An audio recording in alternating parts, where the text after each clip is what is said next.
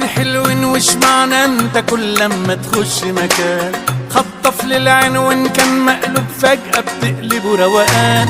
فيك ايه من السحر اللي مخلي لحضورك طعم غريب؟ فهمنا يا جامد يا معدي يا جميل يا لذيذ يا رهيب. في كتير حلوين وش معنى انت كل لما تخش مكان خطف للعين وان كان مقلوب فجأة بتقلبه روقان. فيك ايه من السحر اللي مخلي لحضورك طعم غريب؟